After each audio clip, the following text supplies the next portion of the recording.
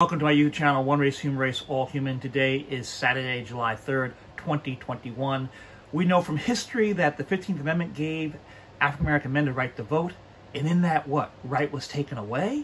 And in the South, black men and black women and brown people did not get the right to vote until August 6, 1965, when the Voting Rights Act was passed.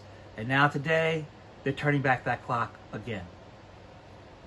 So history repeating itself. If anything passes, that will likely be the one that passes, and that's to reinstate a section of the Voting Rights Act that states have to clear it with the Justice Department if they have a history of racial discrimination in voting. That's the most likely, but that doesn't mean it's likely.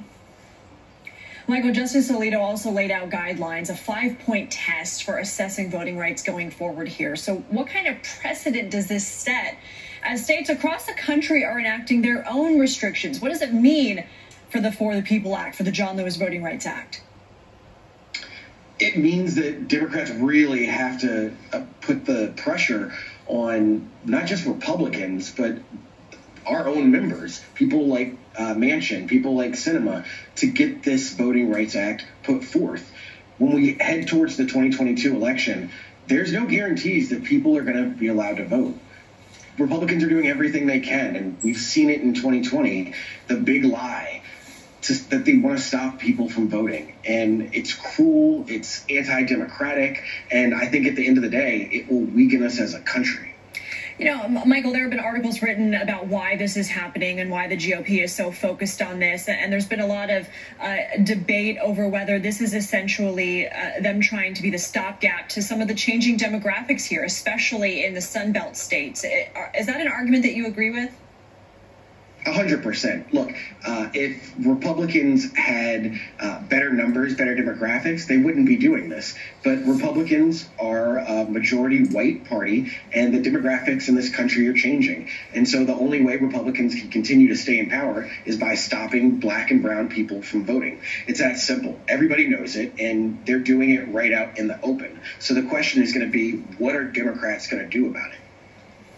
Abby Livingston, Michael Starr Hopkins, thank you both so much for your time here on this holiday weekend. And voting rights will be one of the issues Reverend Al Sharpton will discuss with House Majority Leader Steny Hoyer today at 5 Eastern on Politics Nation right here on MSNBC.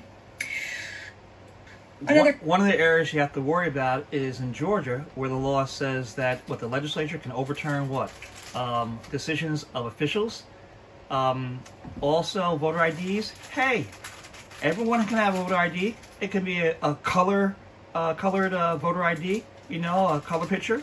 One vote, perfect. Let the states pay for it, all right, for each and every person. Let them pay for it, and let them make sure everyone who's of voting age has their ID. That is perfect. Also, don't forget Article 1, Section 4 of our Constitution. When it comes to federal elections, Congress has a right to set the standards, and they need to put in there simply saying, listen, every person gets a right to vote, and the will of the people cannot be overturned by the state legislature. Remember in the old days, United States senators were chosen by the state legislatures, right? And then that was changed, all right? So by amending the Constitution. So let's make sure everyone who can vote is allowed to vote. This is America, this is democracy, and let people vote. God is love.